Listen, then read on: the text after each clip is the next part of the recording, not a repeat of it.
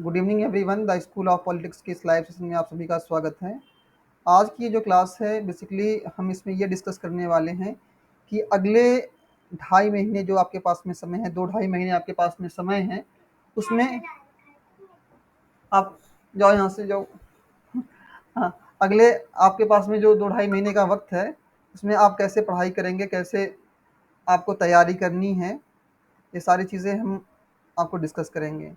और सबसे पहली बात तो ये कि आपके पास ये लगभग ये जो एग्ज़ाम है आपका, ये 15 दिसंबर के आसपास आपका होगा। और आपको जैसा कि मालूम है एनटीए की वेबसाइट पे आपको में ये नोटिफाई किया गया है कि 6 दिसंबर से 22 दिसंबर के बीच में आपकी जो क्लासेस हैं वो कंडक्ट की जाएंगी। तो ऑलमोस्ट पोल साइंस का जो पेपर है वो 15 दिसंबर के आसपास होगा। तो लगभग आपके पास 2 ढाई महीने का समय है और इसी में आपको पढ़ना है। और देखिए, सिलेबस को अगर देखें तो कुछ चीज़ें ऐसी हैं जो आपस में एक दूसरे से जुड़ी हुई हैं, इंटरकनेक्टेड हैं। जैसे कि अगर आप बात करें जस्टिस के कॉन्सेप्ट के बारे में, न्याय के बारे में अगर आप बात करें, ठीक है ना, जस्टिस के बारे में बात करें, तो जस्टिस के जब आप कॉन्सेप्ट को पढ़ेंगे तो आपको सीधी सी बात है कि आपको जस्टिस जब पढ़ेंगे तो आपको जस्टिस के कॉन्सेप्ट के अंदर ये प्लेटो का जो न्याय का सिद्धांत है, या अरस्तु का जो न्याय का सिद्धांत है, या जॉन रॉल्स का जो न्याय का सिद्धांत है, ये चीज़ें पढ़नी पड़ेंगी।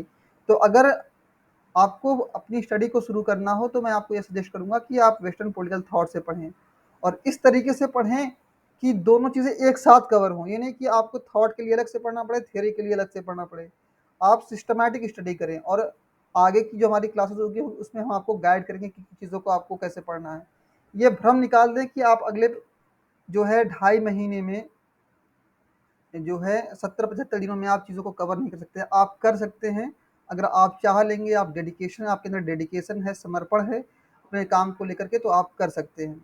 तो आपको चीज़ों को इसी तरीके से पढ़ना है। जैसे कि आप फॉर एग्जांपल आपको आप सिलेबस में देखेंगे तो आपको नारीवाद के बारे में पढ़ना है। जैसे कि यहाँ देख सकते हैं फेमिनिज्म यानी नारीवाद। तो नारीवाद के बारे में अगर आपको पढ़ना है तो नारीवाद के अंदर ही आप देखेंगे ये जो थिंकर्स हैं, जैसे कि यहाँ पे आप मैरी wollstonecraft को देख रहे हैं, जॉन स्टुअर्ट मिल को देख रहे हैं। ये जो थिंकर्स हैं ये नारीवादी विचारक हैं। तो इनके विचारों को आप पढ़ेंगे अगर व्यवस्थित ढंग से,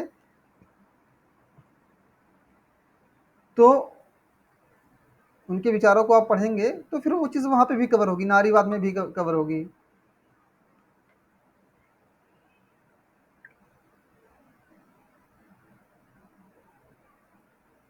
ऑलराइट। और ऐसे ही और भी चीज़ें हैं। आप जैसे मार्क्सवादी चिंतन के बारे में पढ़ेंगे। आपके आपके यूनिट 1 के अंदर आप देखेंगे, यूनिट 1 में आप देखेंगे एक विचारधारा है मार्क्सिज्म। इसको आप पढ़ेंगे तो मार्क्सिज्म आप वहाँ पे मार्क्सिज्म के अंदर भी कार्ल मार्क्स को पढ़ेंगे। ठीक इसी तरह आप यहाँ जब मार्क्सिज्म के बारे में पढ़ेंगे तो कार्ल मार्क्स और एंटोनियो ग्राम्स्की, माओ जेदांग, ये मार्क्सवादी विचारक हैं। तो आप थॉट से शुरू करिए चीज़ों को और इस तरीके से पढ़िए कि आपका थियरी और थॉट दोनों कंप्लीट हो जाए।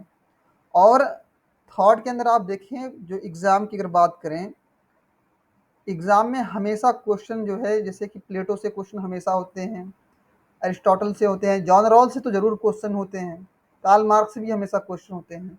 और एक आप देखें पेपर का एनालिसिस करें, मैं ये जो प्रीवियस ईयर के क्वेश्चन पेपर है मैं इनका एनालिसिस कर रहा था, तो इसमें आप देखेंगे कि अब देखिए जैसे कि यहाँ पे ये जो प्रश्न आप देख रहे हैं, यहाँ पे लिखा हुआ है सोफिया के बारे में लिखा हुआ है। थोड़ा मैं इसको मैक्सिमाइज कर दूँ।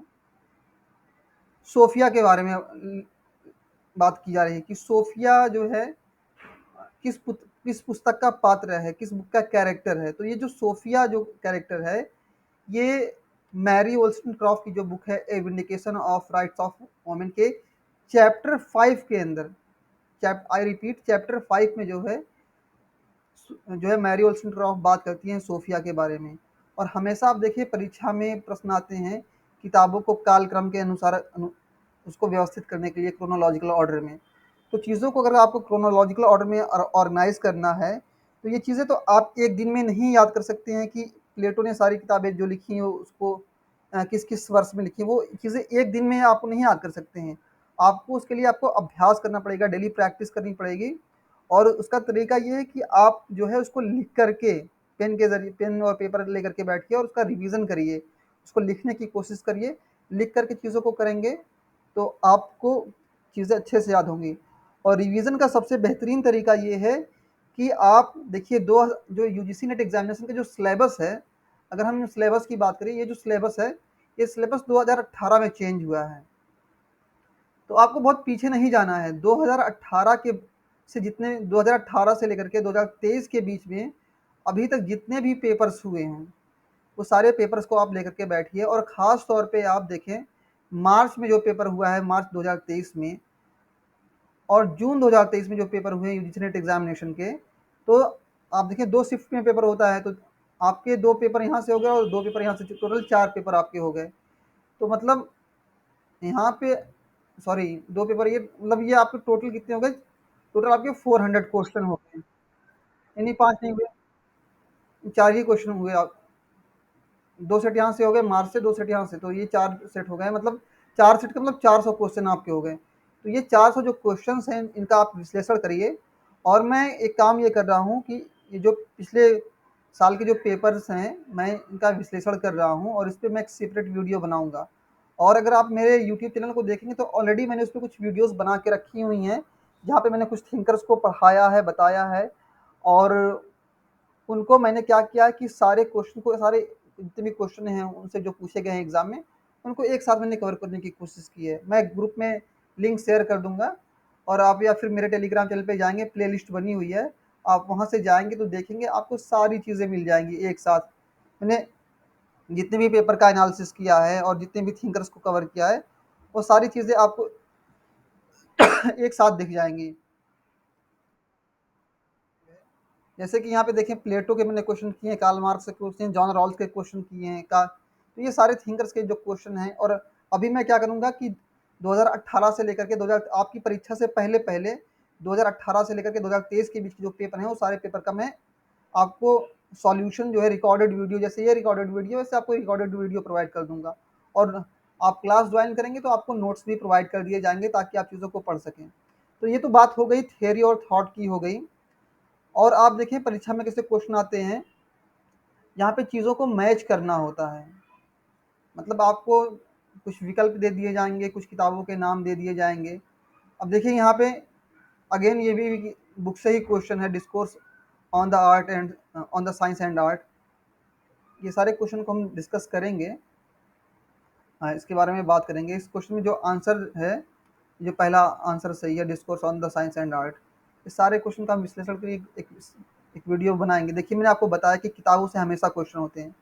आप जब परीक्षा हॉल में बैठेंगे ना, एग्जाम हॉल में, तो देखिए आपको पॉलिटिकल साइंस के जो 100 क्वेश्चन हैं, 100, देखिए माइनस मार्किंग तो है नहीं, तो 100 क्वेश्चन में से आपको एटलीस्ट 80 क्वेश्चन अटेम्प्ट करने हैं, वो सही अटेम्प्ट करने तो आपको 100 के 100 हैं। लेकिन जानते हैं कि क्या होता है कि जो एग्जामिनर है, वो आपके मनोबल को तोड़ने के लिए, आपके कॉन्फिडेंस लेवल को डाउन करने के लिए, वो क्या करता है एग्जामिनर, कि आपके कॉन्फिडेंस लेवल को डाउन करने के लिए शुरू में कुछ ऐसे क्वेश्चन रखता है एग्जामिनर, कि जिसके बारे में आपने पढ़ा ही ना हो, जिसके बारे में आपने सुना ही ना हो।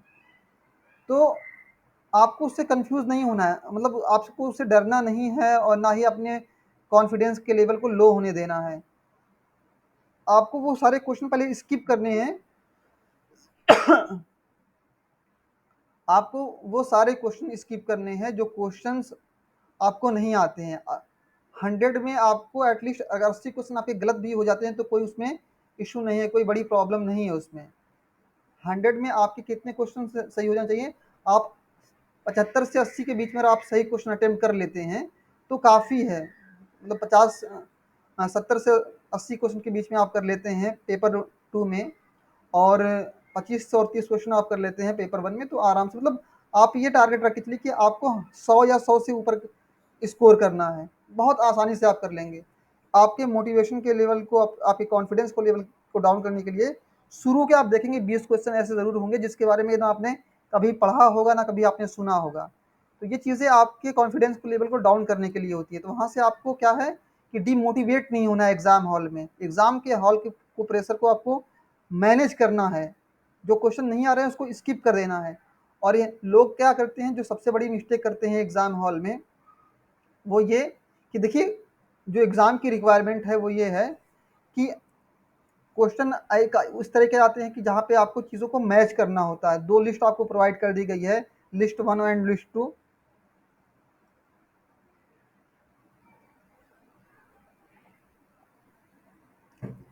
List 1 and list 2। तो लिस्ट 1 एंड लिस्ट 2 में क्या है कि आपको चीज़ों को मैच करना है, और लोग क्या है कि जल्दबाजी में चीज़ों को सिलेक्ट करते हैं और लास्ट तक नहीं जाते हैं। बस बीच से ही चीज़ शुरू के ही चीज़ों को वो मैच करेंगे और छोड़ देंगे। फिर उससे क्या होगा कि मिलते-जुलते ऑप्शंस होंगे, जब आपको लगेगा कि आपने जो है चीज़ें सही की हैं, लेकिन फिर क्या है कि आप जब जब आंसर की आएगी, आपको लगेगा कि हाँ, हमने क्वेश्चन एग्ज़ाम में सही अटेम्प्ट किया, लेकिन जब आंसर की आएगी, तो फिर क्या कि आपको ये फिर ये दिखेगा कि ये जो ऑप्शन गलत हो गया। तो आपको डायरेक्ट किसी आंसर को सिलेक्ट नहीं करना है किसी भी क्वेश्चन में, आपको चीज़ों को एलिमिनेट करना है, आपको चीज़ों को छँटनी करनी है, उनको मतलब काट करके अलग करना है, और उसके ज़रिए से फिर आपको जो है जो मोस्ट एप्रोप्रिएट आंसर है, जो सबसे सटीक आंसर है, उसको आपको चूज़ करना है। और आप देखें, कंप्रीहेंशन की अगर हम बात करें, कंप्रीहेंशन की, तो कंप्रीहेंशन में अगर आप देखेंगे, तो अब तो आपके पेपर में भी 10 क्वेश्चन जो है, पेपर 2 की मैं बात कर रहा हूँ, 10 क्वेश्चन कंप्रीहेंशन से आते हैं। तो आप ये चीज़ें छोड़ दीजिए कि सर ऐसा कोई नोट्स दे दीजिए जिसको एक लाइन में हम पढ़ लें और उससे जो है हमको आंसर मिल जाए। ऐसा नहीं है, आपको पढ़ने एग्जामिनर जो है आपकी कंप्रीहेंशन स्किल को समझना चाहता है कि आप किसी भी टेक्स्ट को पढ़ करके समझ पाते हैं कि नहीं। आप देखें, अगर पेपर का एनालिसिस करें तो आपको देखेंगे कि 5-5 क्वेश्चन के 2 कंप्रीहेंशन वाले क्वेश्चन के मतलब सेट होते हैं, उसको आपको पढ़ना है और उसको उसका आंसर आपको देना है। तो चीज़ों को आप थोड़ा-सा गहराई में जाकर के पढ़ने की कोशिश करें, जो अच्छे नोट्स हैं, ऑथेंटिक नोट्स हैं, उसको पढ़ें, या फिर जो स्टैंडर्ड बुक्स हैं उसको पढ़ें। इससे क्या होगा कि वो जो 10 क्वेश्चन हैं, जिसके आंसर आपके क्वेश्चन पेपर के अंदर ही हैं, उनको आप बहुत आसानी से मैनेज कर जाओगे। और उसके अलावा, जैसे कि मैंने बुक्स के बारे में कहा कि बुक से हमेशा क्वेश्चन होते हैं। बुक्स के जो क्वेश्चन हैं, जो क्वेश्चन जिसने बुक्स के क्वेश्चन को मैनेज कर लिया, क्योंकि देखिए, चीज़ों को क्रोनोलॉजिकल ऑर्डर में ऑर्गेनाइज करना इतना आसान काम नहीं है। आप एक दिन में सारी चीज़ों को याद नहीं कर सकते हैं। और स्पेशली मैं तो कई बार कहता हूँ, और अभी मेरी जो बुक है वॉल्यूम 1, वो पब्लिश होकर के आ रही है। जिसको जिसको चाहिएगा वो ऑर्डर कर सकता है, और बहुत ही सिंपल लैंग्वेज में हमने उसको लिखा हुआ है। उसमें क्या करना है, आपको कुछ करना नहीं है, सिंपल। नहीं नहीं, अब किताब को क्या हिंदी में किताब के बारे में क्या हिंदी में लिखेंगे? किताब का जो प्रकाशन, जैसे कोई किताब है, वो किस साल में पब्लिश हुई है, उसकी विषय वस्तु क्या है, उसको हिंदी में क्या लिखना है? जैसे कि आप यहाँ पे देखें,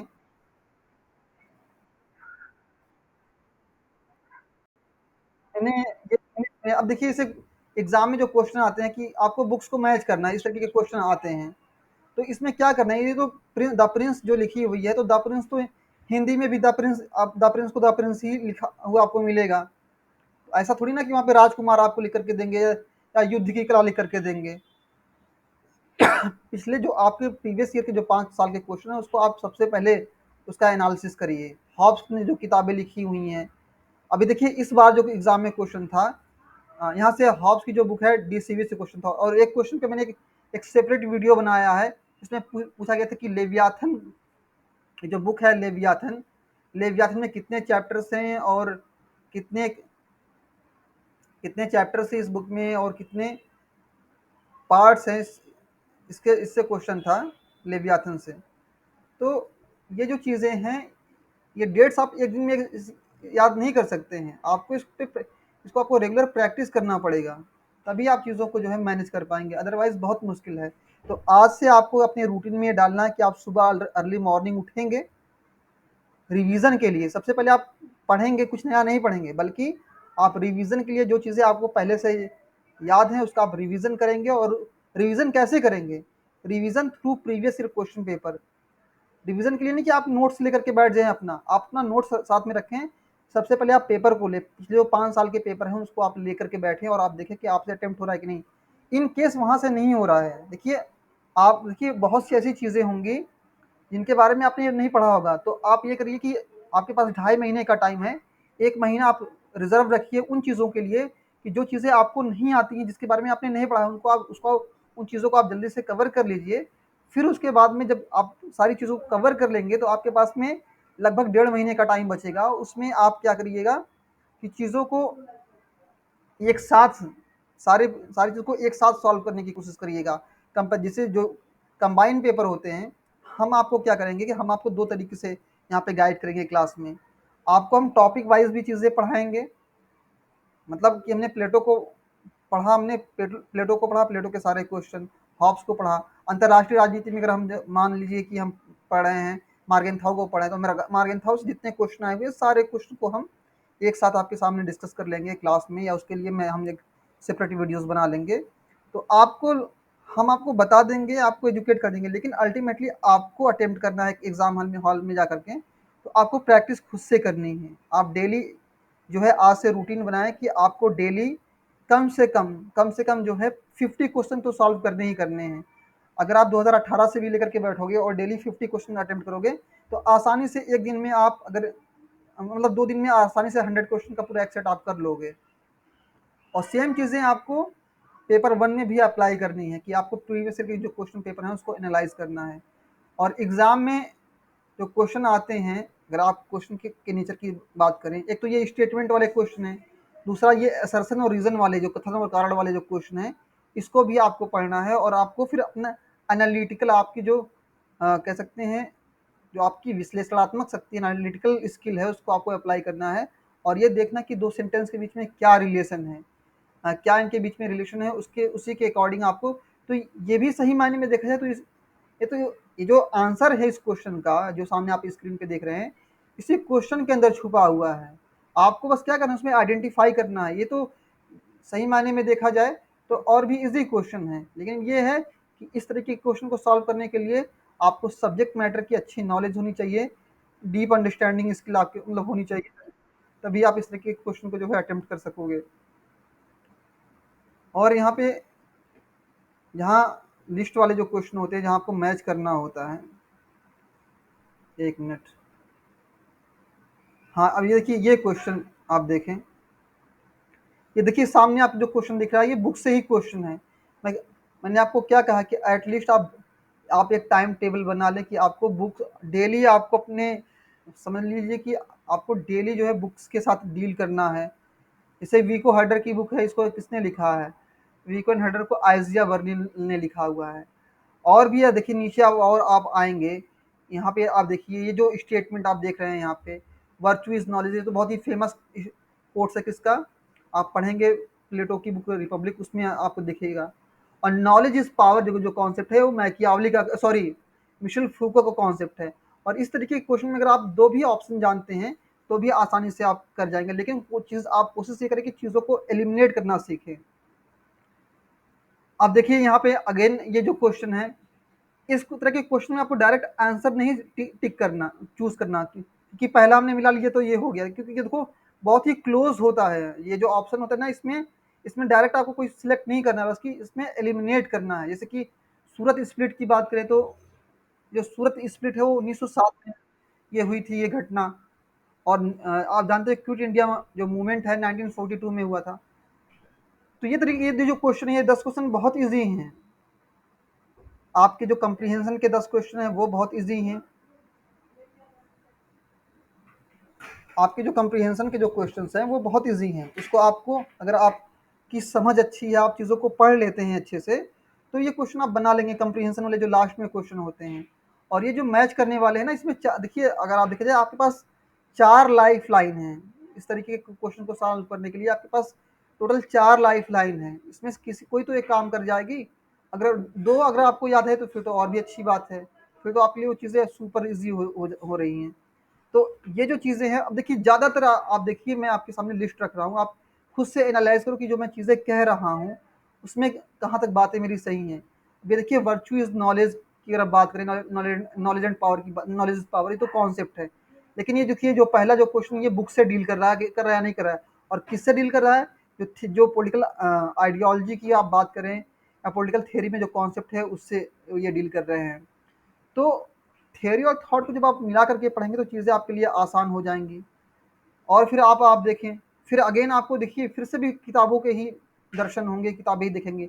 ये पॉलिटिक्स ऑफ मॉडर्नाइजेशन की जो बुक है कम से कम 10 बार एग्जाम में 10 बार से भी ज़्यादा पूछा गया। डेविड एप्टर ने 1965 में इस बुक को द पॉलिटिक्स ऑफ मॉडर्नाइजेशन को लिखा है। मैं आपको एक पूरी लिस्ट प्रोवाइड करूंगा जब आप क्लास में रेगुलर जुड़ेंगे या यूट्यूब पे वीडियोस देखेंगे। पूरी मैं आपको लिस्ट प्रोवाइड कर रहा हूँ। अगले देखिए अगले जो 2.5 महीने हैं आपके पास, 2-2.5 महीने मैं आपके साथ में हूँ अगले 2-2.5 महीने। और आपको कोई भी प्रॉब्लम हो आप मुझे व्हाट्सअप करिए। मैं ये कोशिश करूंगा कि मैं आपको आपके क्वेश्चन का जो है रिप्लाई करूं, चाहे उसके लिए मुझे सेपरेट वीडियो बनानी पड़े या आपको पर्सनली गूगल मीट पे इनवाइट करके आपको समझाना पड़े, या फिर जो है क्लासरूम के अंदर। तो ये चीज़ें अब देखिए जैसे इंडियन कॉन्स्टिट्यूशन के अंदर है, आपको शेड्यूल दे दिए गए हैं।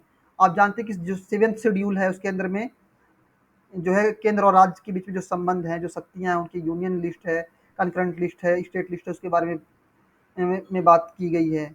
जो 4th जो शेड्यूल है उसमें एलोकेशन ऑफ सीट्स ऑफ जो राज्यसभा की जो सीटें हैं। तो इस तरीके से आपको थोड़ा सा गहराई में जाना पड़ेगा। और आप देखें जितने भी क्लासिकल थिंकर्स हैं उनकी जो क्लासिक है, जो सबसे बेहतरीन उनकी बुक है, जो उनकी सर्वोत्तम कृति है, मैग्नम ओपस जो उनकी है, उसके बारे में थोड़ा सा गहरा पढ़ करके जाओ। लास्ट टाइम में जो अभी देखिए 2023 में जून में पेपर हुआ था उसमें हॉब्स से क्वेश्चन था। उसके लिए मैंने एक सेपरेट वीडियो बनाई होगी, आपने देखा होगा कि मैंने कितनी गहराई में जाकर के हॉब्स की बुक ले गया था, उनका एनालिसिस किया था। उसके पहले जो जो क्वेश्चन पूछा गया था उसमें मैरी ओल्स्टन क्रॉफ्ट की जो बुक है vindication of the rights of women जो बुक है, उसमें एक कैरेक्टर है सोफिया, चैप्टर 5 के अंदर एक कैरेक्टर है सोफिया। वहां से क्वेश्चन पूछा गया था कि सोफिया किस बुक की कैरेक्टर है, किस बुक की पात्र है।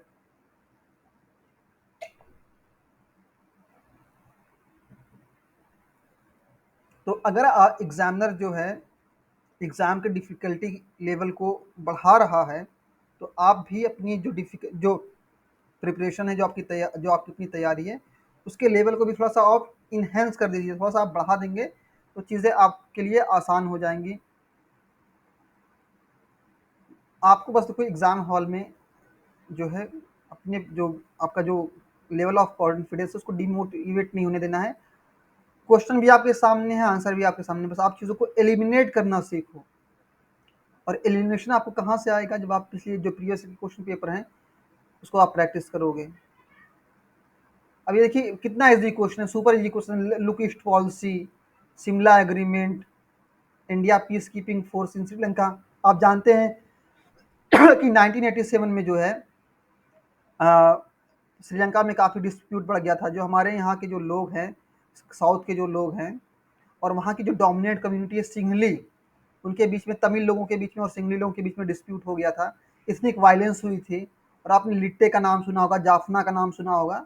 तो ये 1987 की शिमला एग्रीमेंट आप जानते हैं। फिर लाहौर डिक्लेरेशन की बात करें, एक्ट ईस्ट पॉलिसी के बारे में आप जानते हैं, नरेंद्र मोदी जी ने इसको जो है लागू किया था। तो ये चीज़ें आप थोड़ा सा, और देखिए कोई मुश्किल नहीं है, आपको बस नाम ही मैच करना है।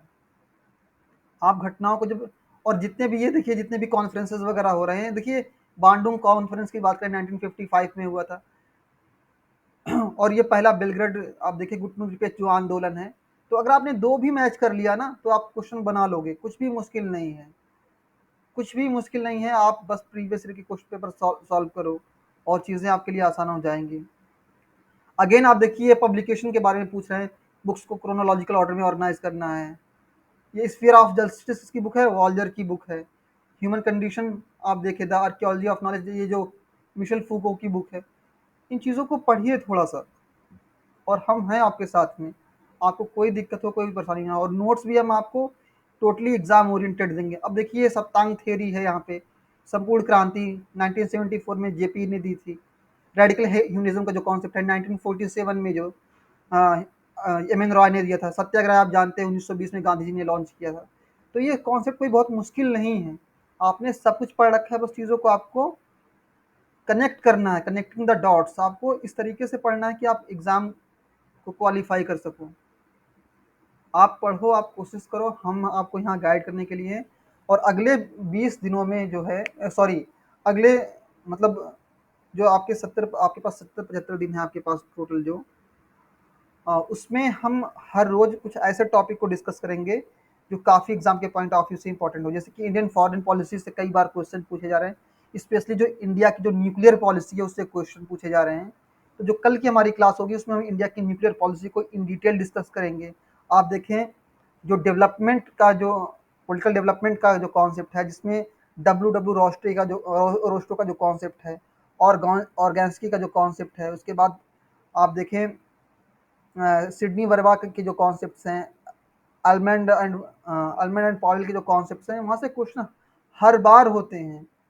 और इस बार तो क्वेश्चन इतना घुमा के पूछ दिया गया था, अगर आपने उस क्वेश्चन के ऑप्शन को ठीक से पढ़ा होगा, आपने देखा होगा अ, किसके आपने पढ़ा होगा किसके बारे में, आलमंड के बारे में। उनकी बुक है, एक बुक है उनकी, the politics of developing countries,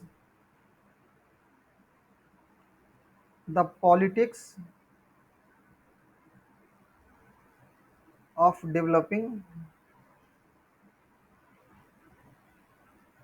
countries. और इसी बुक में उन्होंने अपना जो है structural functional analysis, structural functional analysis, जिसको हिंदी में हम क्या बोलते हैं, संरचनात्मक प्रकार्यात्मक उपागम बोलते हैं इसको, ठीक है। तो यहाँ से क्वेश्चन था कि मतलब जो पॉलिटिकल सिस्टम है उसके इनपुट के बारे में बात की, उसके कार्य के बारे में बात की जा रही थी। तो उसमें क्या है कि सबसे पहला जो उसमें जो काम है किसी भी पॉलिटिकल सिस्टम का, आप देखिए बेसिकली वो चार काम बताते हैं कि आप किसी पॉलिटिकल सिस्टम के अंदर चार काम होते हैं। और वहाँ पे एक तो पॉलिटिकल सोशलाइजेशन के बारे में बात करते हैं, पॉलिटिकल सोशलाइजेशन, जिसमें इसको हिंदी में राजनीतिक सामाजिकीकरण बोलते हैं, राजनीतिक सामाजिकीकरण की बात करते हैं। फिर जानते हैं इंटरेस्ट आर्टिकुलेशन, मतलब हितों को आर्टिकुलेट करना, उनको स्पष्ट करना। इंटरेस्ट एग्रीगेशन, यहाँ पे हितों को जो हित होते हैं, लोगों के दबाव समूह के जो हित होते हैं, या व्यक्तियों के जो समूह हैं जो उनके हित होते हैं, ग्रुप्स के जो इंटरेस्ट होते हैं, उनको कैसे देखो, जो जो दबाव समूह है, प्रेशर ग्रुप्स हैं, वो अपने अपने इंटरेस्ट को पॉलिटिकल सिस्टम के सामने रखते हैं। और पॉलिटिकल पार्टीज क्या करती हैं, जो रूलिंग पॉलिटिकल पार्टी वो क्या करती है, उन हितों के बीच बीच में एक सामंजस्य, एक रिकॉन्सिलिएशन इस्टेब्लिश करती है। और फिर कम्युनिकेशन की अगर हम बात करें तो ये पूरा जो सिस्टम है कैसे चलता है, कम्युनिकेशन के जरिए से चलता है। तो यहाँ से क्वेश्चन पूछा गया था, यहाँ से मोर देन 10 टाइम क्वेश्चन पूछे गए हैं। तो अगले जो है 70 दिनों में हम सब कम से कम हम जो है तो भी 70 जितनी क्लास दिन है उतनी क्लासेस में हम कोशिश करेंगे कि हर एक क्लास में एटलीस्ट दो कॉन्सेप्ट हम डिस्कस करें। मौसम चेंज हो रहा है, थोड़ा गला खराब हो गया मेरा। तो एटलीस्ट हम दो टॉपिक, एटलीस्ट 1 घंटे की क्लास में कम से कम दो कॉन्सेप्ट को डिस्कस करेंगे, तो लगभग 150 टॉपिक ये हो जाएंगे। और साथ ही साथ में मैं सेपरेट वीडियोस बना रहा हूँ जहाँ पे मैं पेपर का एनालिसिस कर रहा हूँ। तो ये दो चीज़ें हम रेगुलर कर रहे हैं। आप पेपर का एनालिसिस हमारे साथ में करिए यूट्यूब पर, और यहाँ गूगल मीट पर आप हमारे साथ जो है क्लासेस में ज्वाइन करिए। और वैसे भी आप देख रहे हैं यहाँ स्क्रीन पे कि ये क्लास रिकॉर्ड हो रही है। तो जो हमारे पेड मेंबर्स हैं, और फीस भी कोई बहुत ज़्यादा नहीं है, उनको जो है चीज़ें हम प्रोवाइड कर देंगे, इस क्लास की रिकॉर्डिंग भी। और ठीक इसी तरीके से अगर हम बात करें इंडियन पॉलिटिकल थॉट में भी टोटल 18 थिंकर्स हैं, तो इनको आपको पढ़ना है। आप हमेशा देखें किसी से क्वेश्चन हो या ना हो, गांधी से क्वेश्चन हमेशा होते हैं, अम्बेडकर से क्वेश्चन होते हैं, राम मनोहर लोहिया से क्वेश्चन होते हैं। तो इन चीज़ों को पढ़ना है। मैंने एक सेपरेट वीडियो भी इसके लिए बनाई है कि कौन सी किताबें आपको पढ़नी है, लेकिन इस वक्त इतना आपके पास टाइम नहीं कि आप किताबों को जाकर के गहराई में पढ़ेंगे। आप political culture, political socialization, comparative politics के अंदर कुछ जो चीज़ें हैं, political culture, political socialization, political development, इन सब सारी चीज़ों को पढ़ करके जाइएगा। और स्पेशली पॉलिटिकल कल्चर और पॉलिटिकल डेवलपमेंट से ये, और स्ट्रक्चरल फंक्शनल एनालिसिस जो है, जो संरचनात्मक प्रकार्यात्मक उपागम, राजनीतिक संस्कृति और राजनीतिक समाजीकरण, राजनीतिक विकास, ये जो विषय हैं, जो टॉपिक्स हैं, इससे हमेशा क्वेश्चन होते हैं।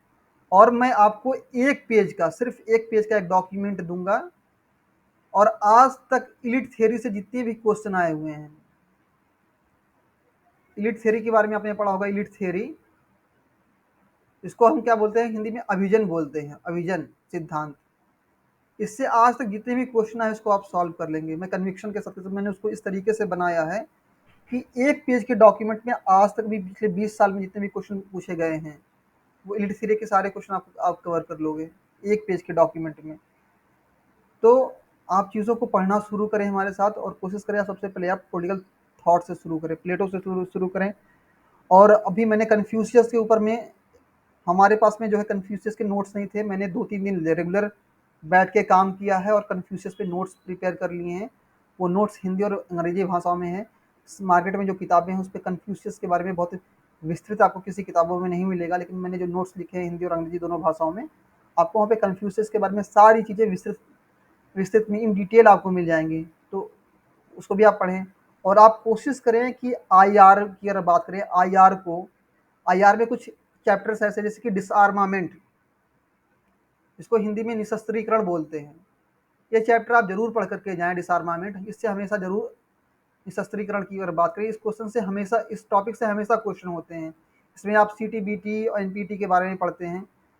और आजकल देखिए एग्जाम में एक ट्रेंड और भी है कि इन्वायरमेंट से हमेशा आपके क्वेश्चन होते हैं, तो उसका भी मैंने पूरा ध्यान रखा है।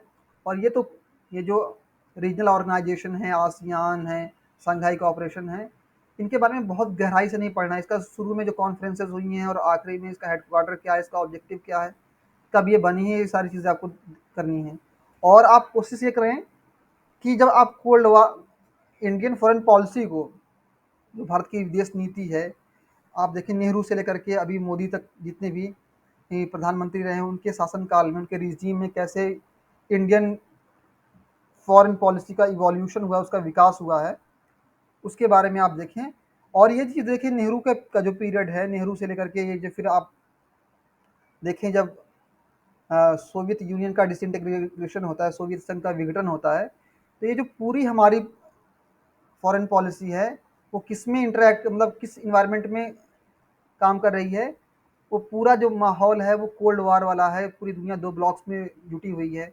इंडिया अगर बात कर रहा है, इंडिया के जो प्रधानमंत्री हैं नेहरू हैं, अगर वो नॉन अलाइनमेंट मूवमेंट के बारे में बात कर रहे हैं या वो ओपन सील के बारे में बात कर रहे हैं, और भी उस टाइम में जो एक्टिविटीज़ हुई हैं इंडिया ने अलग अलग लेवल पे, आप देखिए राजीव गांधी के टाइम में जो है यूएनओ में 6 कंट्रीज़ के साथ डिसआर्मामेंट का एक प्रपोजल दिया था। यहाँ से क्वेश्चन कई बार पूछे गए हैं।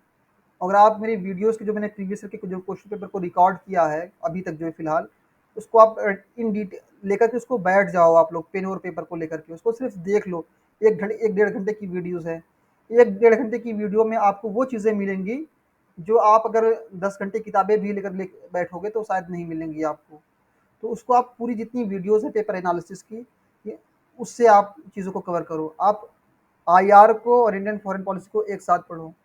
और इसके अलावा जो जो पब्लिक पॉलिसी है और पब्लिक एडमिनिस्ट्रेशन है उसको आप हमेशा पढ़ो। एक चीज़ हमेशा याद रखना, एग्ज़ाम की क्या रिक्वायरमेंट है इसको ध्यान में रखना।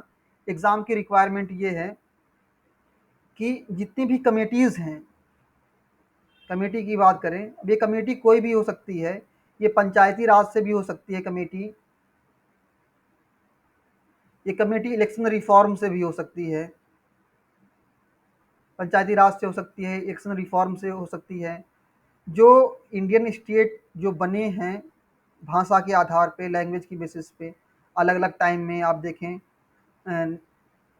चाहे वो आंध्र प्रदेश की हम बात करें, चाहे तेलंगाना की बात करें, ये जो राज्यों का निर्माण हुआ है और उसके लिए जो कमिटीज़ बनी थी, ये सारी कमिटीज़ को आपको फोकस करना है। इसके अलावा केंद्र राज्य, सेंट्रल स्टेट रिलेशन को लेकर के जो कमिटीज़ बनी हुई हैं, इन सारी कमिटीज़ से हमेशा 2 से 3 क्वेश्चन आपको हमेशा दिखेंगे। ये सारे कमिटीज़ को आपको फोकस करना है। हम आपको उसकी एक लिस्ट प्रोवाइड करेंगे। और इसके अलावा इंडियन कॉन्स्टिट्यूशन की बात करें आप, लक्ष्मीकांत की बुक बेस्ट है। लक्ष्मीकांत की बुक के पीछे में जो है आप देखिए, जो उस उस चैप्टर की जो समरी लिखी हुई है, अगर आप समरी को भी ठीक से पढ़ लेंगे और साथ में बेयर एक्ट को पढ़ लेंगे, बेयर एक्ट मेरे आपको टेलीग्राम चैनल पे हिंदी और इंग्लिश दोनों भाषाओं में मिल जाएगा, उसको मिला करके पढ़ लेंगे तो आपका ये जो पोर्शन है इंडियन पॉलिटी का वो कवर हो जाएगा। इंडियन पॉलिटी को में इसके अलावा जो सुप्रीम कोर्ट के जो निर्णय हैं, इंपॉर्टेंट जजमेंट्स हैं, उसके बाद जो संविधान के अंदर जो अमेंडमेंट्स हुए हैं, जो संशोधन हुए हैं, उसको आपको पढ़ने से केशवानंद भारती का हो गया। और आप देखिए बेरुवाड़ी वाला केस था, बहुत सारे केस हैं। उसकी पूरी एक लिस्ट हम आपको दे देंगे, जितने भी कॉन्स्टिट्यूशनल अमेंडमेंट हुए हैं। अभी देखिए हाल ही में पार्लियामेंट के अंदर जो है रिजर्वेशन, वुमेन रिजर्वेशन के लिए बिल लाया गया है। लास्ट टाइम में जीएसटी से क्वेश्चन पूछा गया था कि जीएसटी के बारे में पूछा था कि जीएसटी काउंसिल है तो इसके मेंबर कौन कौन से होते हैं। और एक क्वेश्चन और था कि ये जो नीति आयोग का आपने नाम सुना होगा, जो जिसको प्लानिंग कमीशन के जहाँ पे लाएगा, तो ये नीति आयोग बना कैसे। तो इस तरीके के क्वेश्चन एग्जाम में पूछे जा रहे हैं। आप सबसे पहले पिछले 5 साल के पेपर्स को देखिए, आपको एक आइडिया होगा कि एग्जाम की क्या रिक्वायरमेंट है, किस तरीके के क्वेश्चन पूछे जा रहे हैं। तो आईआर और फॉरेन पॉलिसी को एक साथ पढ़िए। हमने जो है ग्रुप में डेडिकेटेड नोट्स दे दिए हैं हिंदी और अंग्रेजी भाषाओं में, जिन्होंने हमारे कोर्स को ज्वाइन किया है। आपको वहाँ कुछ नहीं करना है, बस आपको एक पेन और पेंसिल लेकर के बैठनी है और उसको टिक करना है, जो मेन पॉइंट्स हैं उसको करना है। और इधर हाल फिलहाल में आप जो नए टॉपिक्स को पढ़ेंगे, जो चीज़ें आपने नहीं पढ़ी हैं उसको आप पढ़ते जाइएगा, साथ ही साथ में शॉर्ट नोट्स बनाते जाइएगा, छोटे छोटे शॉर्ट नोट्स बनाते जाइएगा, या उसी नोट के प्रिंट आउट के बगल में लिखते जाइएगा। या तो आप खुद से एक अलग नोटबुक लेकर के बैठिए, या उसी नोट्स के साइड में जो है प्रिंट आउट के साइड में आप वहाँ पे नोट डाउन कर लो। और फिर जब आप पेपर लेकर के बैठोगे, सबसे पहले आपको क्या करना है, जो चीज़ें आपने पढ़ चुकी है, जो चीज़ें आपको पहले से मालूम है, उसको आपको छोड़ देना है। जो चीज़ें आपके लिए बिल्कुल नहीं है, इस 1 महीने में वो सारी चीज़ें कवर कर लेनी है। और उसके बाद फिर जो चीज़ें आपको आती हैं पहले से, उस पर बहुत ज़्यादा फोकस नहीं करना है, सीधा आपको पेपर पे आना है और पेपर के ज़रिए से रिवीजन करना है। आपको कितनी बार आप रिपब्लिक के बारे में क्या कितनी बार पढ़ोगे। हालांकि देखो रिपब्लिक है, बुक्स तो प्लेटो ने बहुत सारी लिखी हैं। अगर बुक्स की अगर आप बात करोगे, प्लेटो की जो सबसे इम्पोर्टेंट बुक है रिपब्लिक है। रिपब्लिक के अलावा अगर हम बात करें, एपॉलजी है, इससे क्वेश्चन पूछा गया है कई बार। एपॉलजी जो बुक है, इसको 399 बीसी में लिखा गया है। रिपब्लिक की बात करें, इसको जो है 380 बीसी में लिखा गया है। फिर स्टेट्समैन है, स्टेट्समैन की बात करें 360 में लिखा है। लॉज को 350, लॉज को जो है 350 में लॉज। तो ये कालक्रम के अनुसार आपको चीज़ों को ऑर्गेनाइज करना है। तो एक दिन में ये चीज़ें नहीं होंगी, इसके लिए आपको प्रैक्टिस करनी पड़ेगी। और साथ ही साथ में जो पॉलिटिकल इंस्टीट्यूशन की बात करें, और स्पेशली जो यूनिट 9 और 10 है, तो यूनिट 9 और 10 के लिए आपको क्या करना है, ये जो बुक है भारतीय स्वतंत्र भारत में राजनीति, ये मेरे आपको टेलीग्राम पे मिल जाएगी, हिंदी और अंग्रेजी दोनों भाषाओं में। वहाँ से डाउनलोड कर लीजिए और 1 हफ्ता लगेगा, इसको आप पढ़ लीजिए। क्वेश्चन फिर बनाइए, आपके सारे क्वेश्चन बनेंगे। और पब्लिक पॉलिसी के लिए जो है लक्ष्मीकांत की बुक आती है हिंदी और अंग्रेजी दोनों भाषाओं में, वो मैं आपको प्रोवाइड कर दूंगा। तो अगले 3 महीने आपको क्या करने हैं, जो चीज़ें नहीं पढ़नी है उसको 1 महीने के अंदर आपको कवर कर लेना है, और फिर आपको पेपर लेकर के बैठना है और सारी चीज़ें रिवीजन करनी है। बिल्कुल आप घबराइए मत। 70-75 दिन का आपके पास टाइम है, और हम आपके साथ डेली बने हुए हैं। और अगर आपको फिर भी कोई डाउट हो, कोई क्वेश्चन हो, तो आप हमें व्हाट्सअप करिए, हम आपको कम्प्लीटली गाइड करेंगे। और फिलहाल आपको मैं एक टास्क देता हूँ, वो टास्क ये है कि आपको ये बताना है कि जो Mary Wollstone Mary Wollstonecraft की जो बुक है, a vindication of women on the rights of women, इसमें कितने चैप्टर्स हैं। बुक्स की अगर आप बात करें, एग्जाम में कैसे क्वेश्चन आते हैं, बुक में चैप्टर कितने हैं, बुक के अंदर कैरेक्टर कौन कौन से पात्र हैं, ये बुक कब पब्लिश हुई थी, इस बुक का जो सब्जेक्ट मैटर है, जो विषय वस्तु है वो क्या है, ये सारी चीज़ें आपको आती हैं। और फिर एक ही थिंकर्स की कई बुक दे दीजिएगा, उसको क्रोनोलॉजिकल ऑर्डर में ऑर्गेनाइज करना होगा। ये सारी चीज़ों को हमने कवर किया अपनी बुक में, द बुक्स ऑफ क्रोनोलॉजी में। इसका वॉल्यूम 1 आ रहा है, जो भी लगे 1 हफ्ता 10 दिन, और फिर ये बुक मार्केट में होगी आपके लिए। और आप चाहें तो फिर पर्सनली मुझसे कांटेक्ट करके आप ले सकते हैं। अपना पोस्टल एड्रेस हमें सेंड कर दीजिएगा, उसकी जो हार्ड कॉपी है वो आपको मिल जाएगी। So guys, thank you so much.